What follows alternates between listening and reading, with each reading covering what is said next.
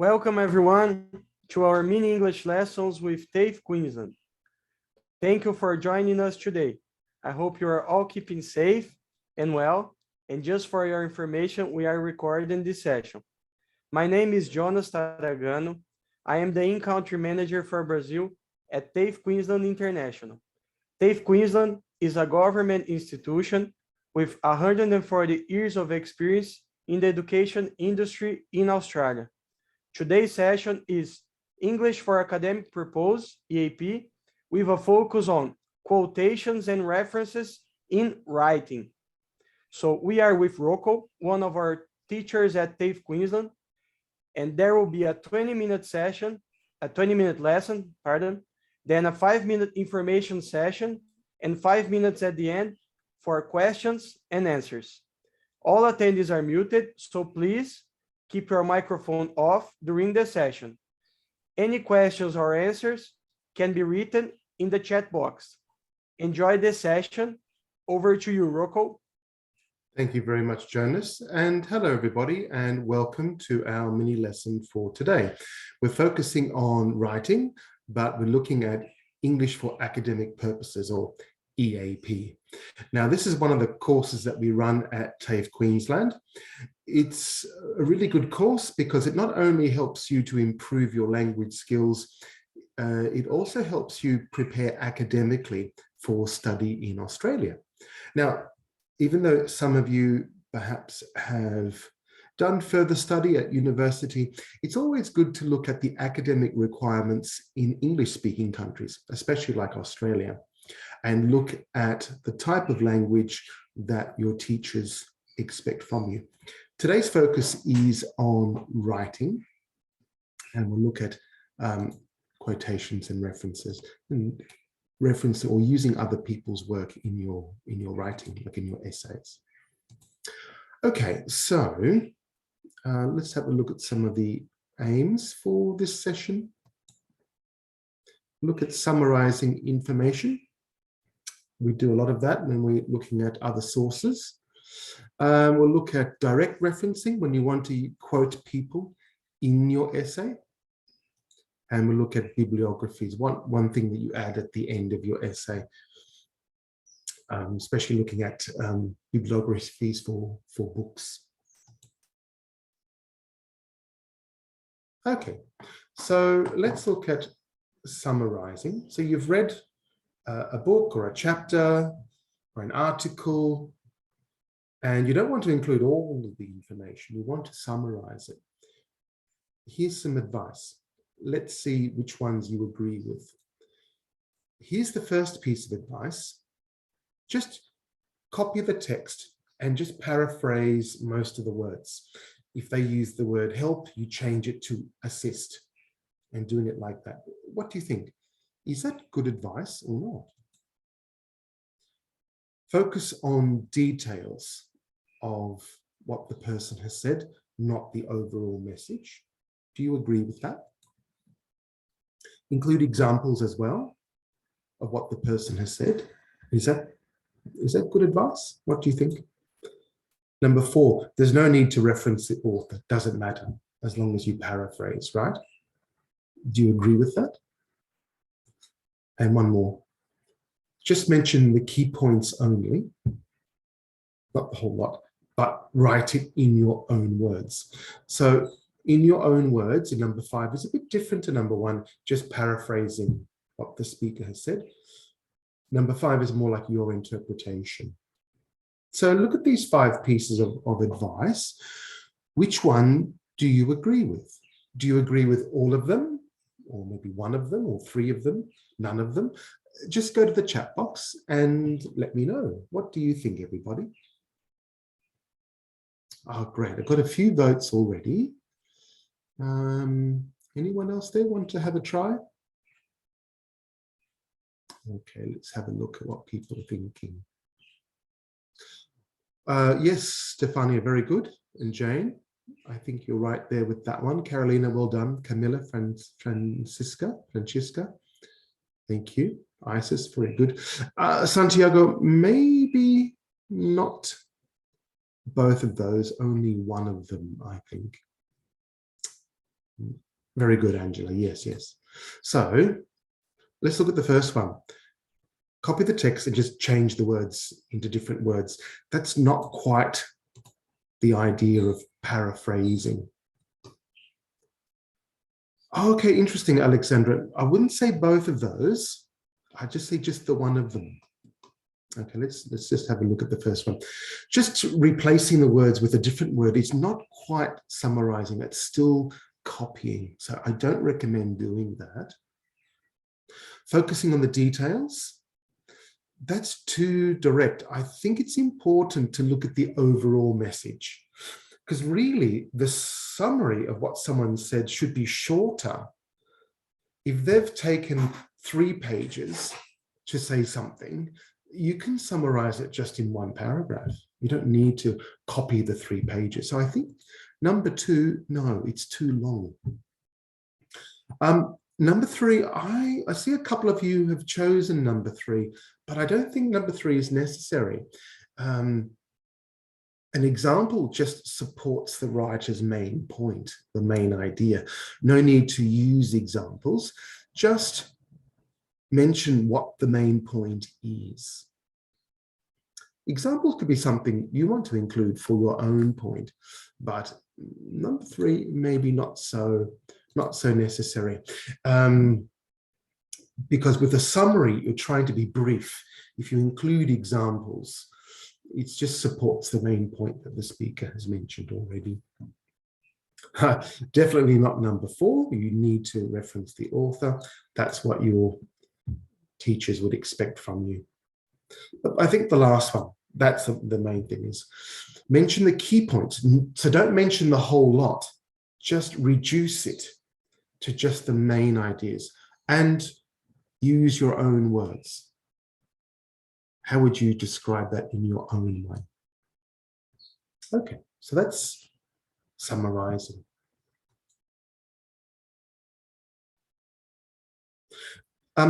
Here's an original text, and I know it might look a bit challenging to read, but let's have a look at this. This is the original one.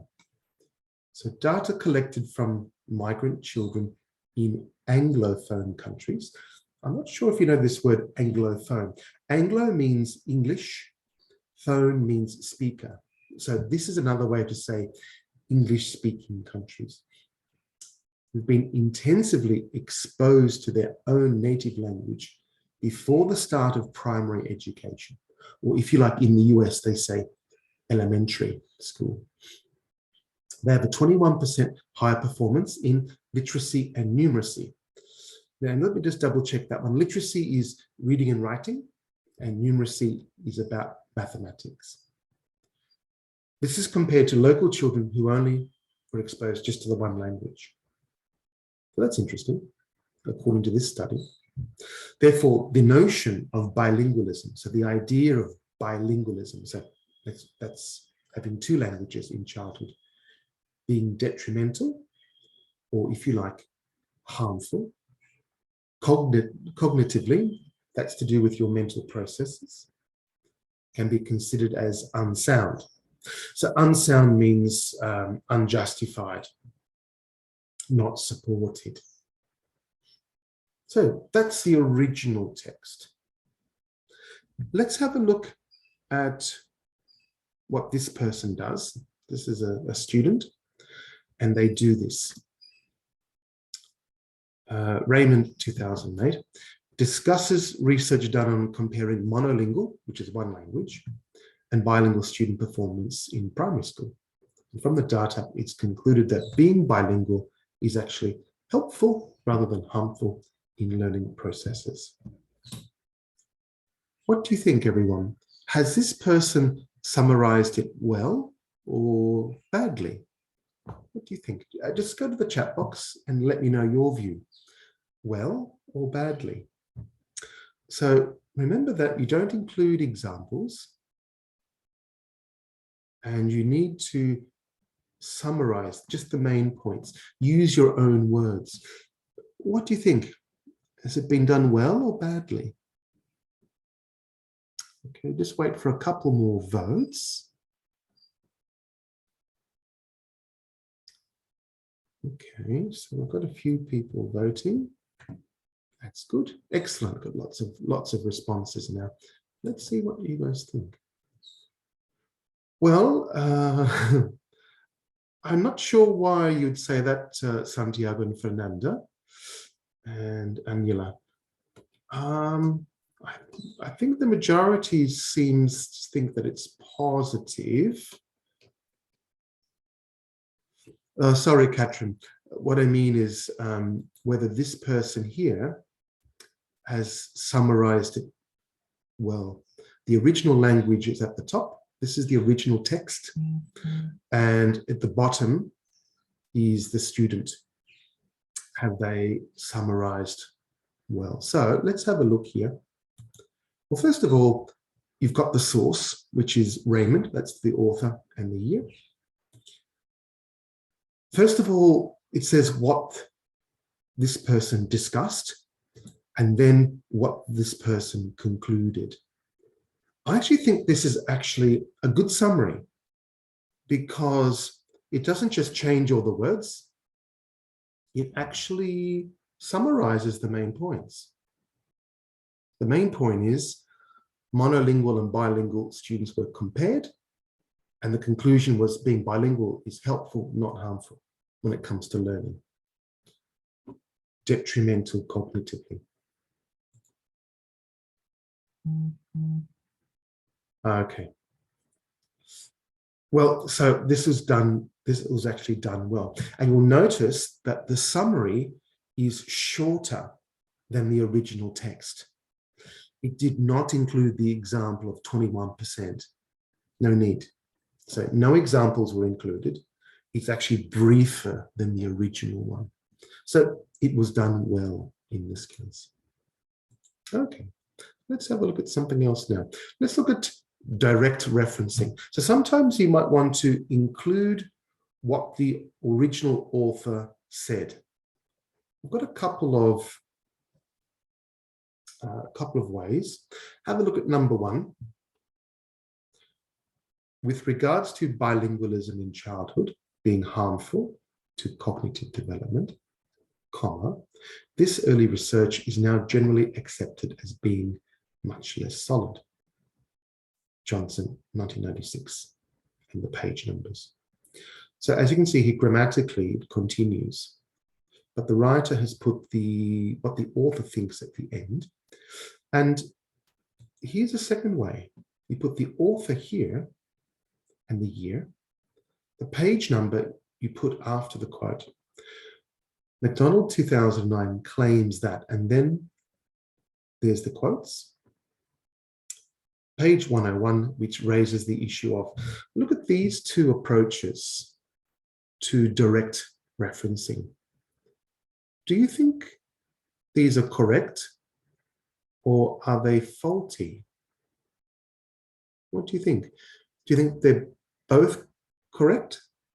They're both faulty, or only one of them is correct?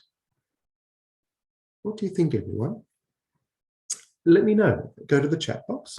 Even if you're not sure or you have a feeling that it might be good or bad, just let me know. What do you think? Okay, just wait for a couple more responses. Okay, good. Let's see what everyone's thinking. Ivania, well done. It's interesting. The second one looks a bit unusual, doesn't it? Fabiana, well done. Yes, excellent. Sorry, Carolina, number one and number two are referring to different things. Okay, so let's have a look. The first one, you'll notice that it continues grammatically, and the writer has, just comma continued. It looks in total from the word with to the word solid, it looks like a normal sentence. But what the writer has done is use quotation marks for exactly what the speaker said. So this is the right thing to do. Also, you need to include the person's name with brackets, the surname, the year, and the page number. So number one is actually done right. Number 2 looks at the person's name and the year. But then we've got here claims that. So you'll see here in number 2, it still fits grammatically, doesn't it? But not the whole sentence, just part of the sentence. So ... Yep, so there's the direct quote and then the page number. This is done a bit differently because we've changed the order and then the page number, which raises the issue. So here, in this case, both of them have been done in the same style. This is APA style. It's a bit different to Harvard style. Some of you might be used to the Harvard style. They only use one quotation mark, for example. And they don't use brackets for the years. So it depends on which style you're looking at. This is an APA style, which is very common in Australia.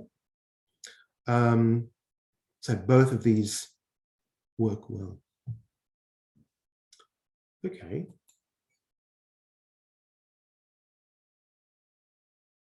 Let's have a look at a bibliography. So this is at the end of your essay or your thesis,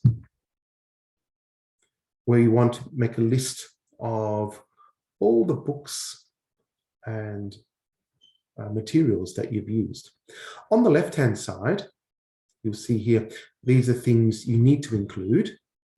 Like you should include the publisher, the place of the publisher, the year published, the name of the book, the edition, the first initial of the author, and the surname of the author.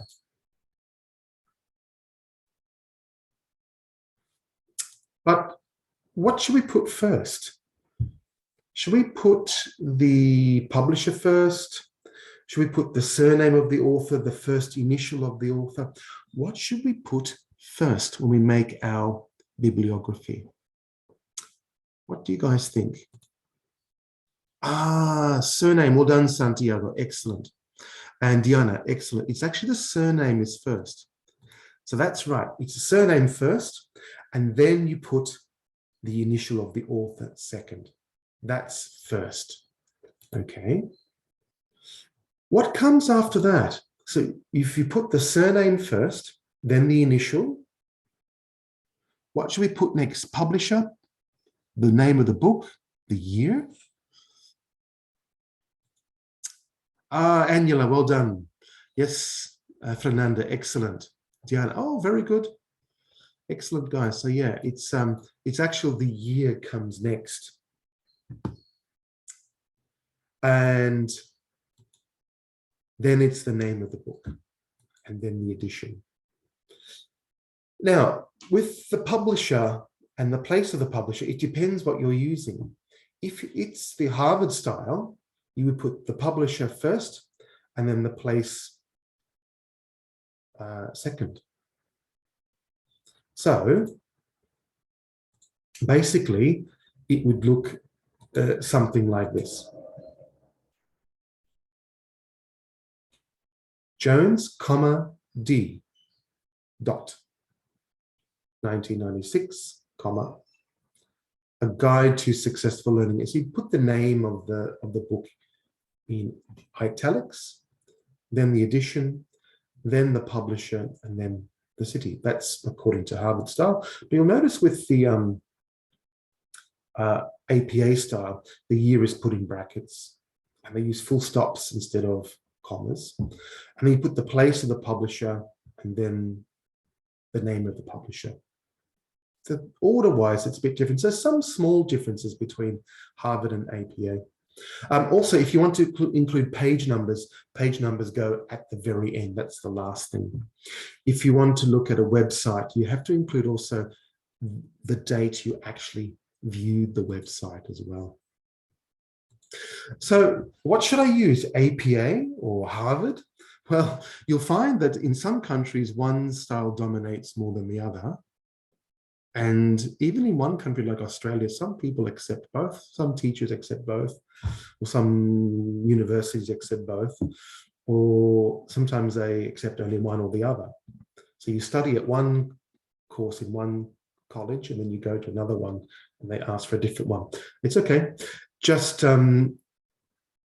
that's usually clarified by your professor or your teacher at the beginning, Harvard or APA. And there's lots of referencing on, oh, APA in Mexico, really? For example, one of the universities here in Brisbane, UQ, they accept both. Sometimes the professors will stipulate, no, I want APA. Oh, it's the 7th, yeah, it's up to 7th edition now. Interesting, Stephanie, in Costa Rica. Okay, it depends. So, okay, guys, so just let's have a look at a quick overview of what we've looked at today. Remember, when you summarize things, do it in your own words and don't just replace one word with the synonym. You've got to just say how you would normally say it. Now, the summary should be shorter than the original. Oh, not test, sorry, that should be text, T-E-X-T, which means you just focus on the main ideas. Don't include examples. In direct referencing, use the author's name, the year, and the page numbers when you use it inside your text. Use the quotation marks as well. You can, depends on which way you want to do it, you can put the original author's name either at the start or the end of the sentence, as you saw with those two examples, and the right order for your bibliography items, author first. And normally it's in alphabetical order, A, B, C, D, E for your authors. But check with your professor which one they want. Okay, guys, well, we're going to have a question and answer session as well. We'll have a few minutes for answering questions, so please stick around for that. You might be able to pick up something handy. But just before we go to the questions and answers, I just want to touch base briefly on some of our courses. You see we've got different courses. We've got general English from elementary to advanced in 5 different levels. We've got EAP, which is just one level, English for academic purposes. That's where you do things like learning about referencing and writing academic things like summaries and essays. That is an entry level of IELTS 5.0. And if you pass your assessments, you exit at an equivalent of IELTS 5.5, which means you can go directly into a TAFE diploma that needs 5.5. And EAP is a great class. You look at things, not just writing essays and summarizing graphs, you also look at listening and note-taking, listening to lectures and practicing that. And, reading for purpose, like, reading for detail and summarizing people's ideas in an article. Also speaking, you look at discussions, presentations with the PowerPoint. Now, in terms of level, we've got IELTS preparation. That's also academic, but we've got that at different levels. IELTS 1 is more like at 5.5. IELTS 2 more for IELTS 6 and 7. The Cambridge classes, this is a general English exam, but it can be used for direct entry into our courses as well. Jonas, just something to add to that, if you've got it? Sure, Rocco. Thank you for that. So talking about our price, for any of our general English levels or academic courses, the price is 220 Australian dollars per week. And there is also a material fee of $110 each 12-week block. And we have no enrollment fee. As for the link where you can register for the future classes, I will drop it in the chat box for you shortly. And in this link, you can see that we have a new series. So next week, we will focus on reading, summarizing information. So we offer English courses and vocational programs in different fields. So please feel free to contact us.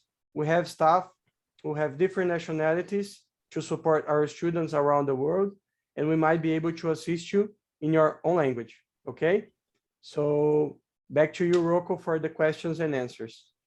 Okay, thanks very much, Jonas. Now, guys, if you want to ask any questions, please ask. You just need to go to the chat box and type your questions there, and I'll do my best to answer them. You can ask me about today's session if you want, or you can ask me questions about other things, about academic English or about our courses. You can also ask me about English, about Australia, about TAFE, I don't mind. Just go to the chat box and let me know about something you want to ask.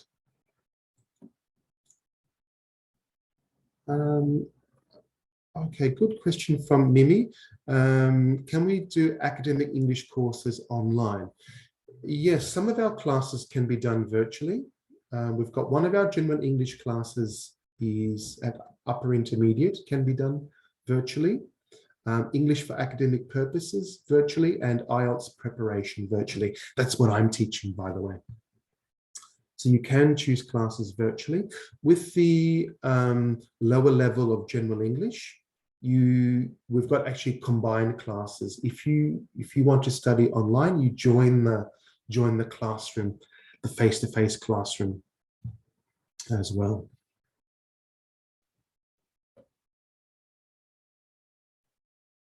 Yes, Karen, unfortunately, these mini lessons are at a higher level, but we do have lower levels like elementary, pre-intermediate, and we might be having in the future some lower level mini lessons as well to help you. But, you know, learning a language is difficult, especially when you're in a non-English speaking country. But good luck with that, Karen. Any other questions, guys?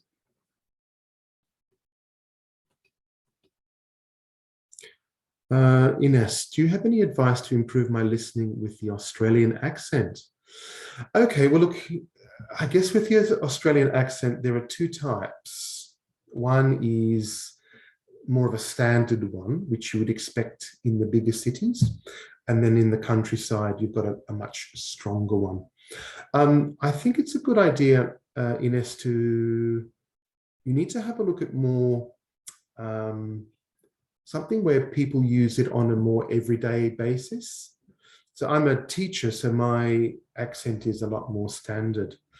Maybe look at Australian TV dramas where, you know, I'll just type a couple here, Home and Away. These are really popular ones. Neighbours. These are everyday social dramas with a lot of drama and things like that, but they actually use a lot more local language. And I think now you can do them with the captions. So if you don't understand what they're talking about, you can go back and have a look. Well, it depends, Catherine. Sometimes the English accent can be quite difficult because they've got a lot of regional accents. So in Australia, the difference between one city and another city is quite minor. But in England, you can have a standard accent, which is easy enough. But if you go to the regional areas, sometimes they're really tough to understand. There's a lot of non-standard accents in England. All right. Were there any other questions, guys, or something you wanted to ask? Okay, so it looks like we might be out of questions there, Jonas. All right, everyone. Well, thank you very much for your time today. I hope we were able to show you some useful information and maybe not just to help you with your English study, but maybe encourage you with your English study. So thank you very much. Have a lovely day, the rest of your day, wherever you are in the world. All the best, and I hope to see you again soon. Thank you and goodbye.